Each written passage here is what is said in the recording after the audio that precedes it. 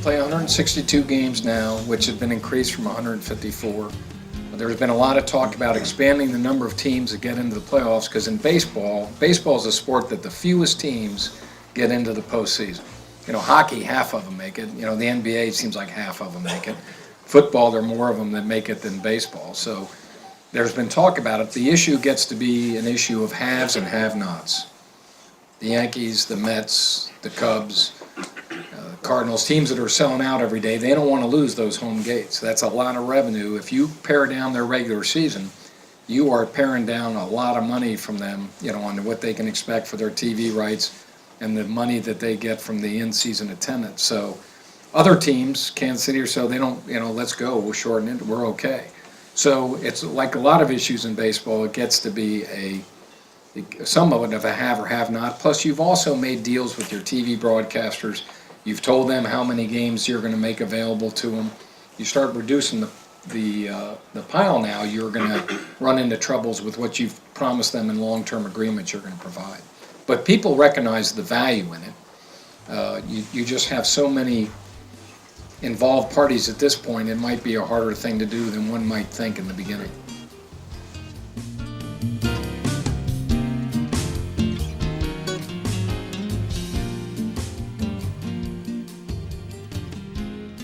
I saw that article today.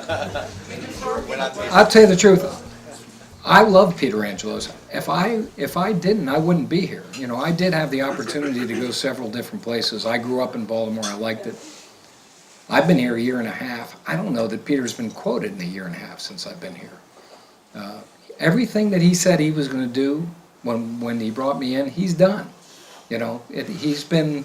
And that's the same guy that I knew when we worked on the collective bargaining agreements. But, I read this stuff, and you haven't won in 10 or 11 years. Now I haven't won in a year and a half, and I understand that. And you're going to get tarnished with that to some degree. But one of the things you have to do in ownership, you have to hire management.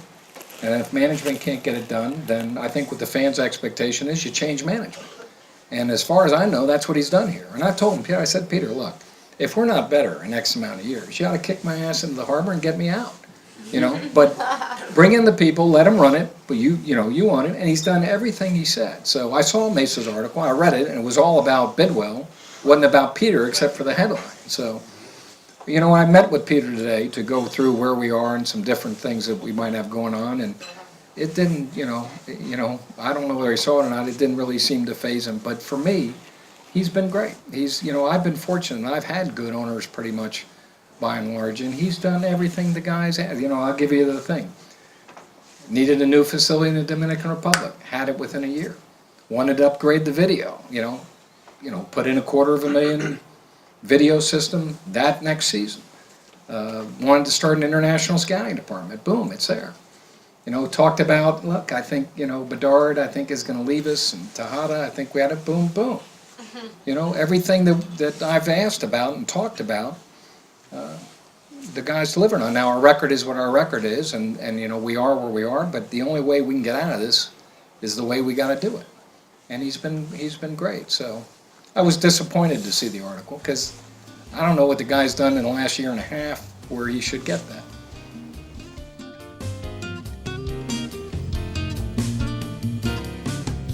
What about? I love it. Find out if I want his ball or not. Yeah. We've made no secret of the fact we'd love to have Bryden back. We have absolutely told him. We've made an offer, which is there's some speculation about what that might be, which I can't share with you. Oh, come on. Sorry. You tell him. I think part of the thing in the context of this room, I think my own guess is that part of it was there was another good second baseman out. There was a free agent this year, a switch hitter, about the same age as Brian. I think that Brian and his agents could have had a pretty good gauge of what the free agent market was going to be. And that player's yet to sign. So I think they're gauging the market. I think part of it is, does he want to invest the time in our rebuilding plan? I think he has earned the right to make whatever decision. That's our system, that when your contract expires after a certain period of time, you get to choose. I hope he stays. We recognize that he's probably the game's premier leadoff guy. He is our probably does more off the field than any player we have. He's the most benign face this organization can have, My cake is. and we would love to have him stay. And I don't have a second baseman behind him right away, so there are a lot of reasons for me to want him to stay, but he gets his choice.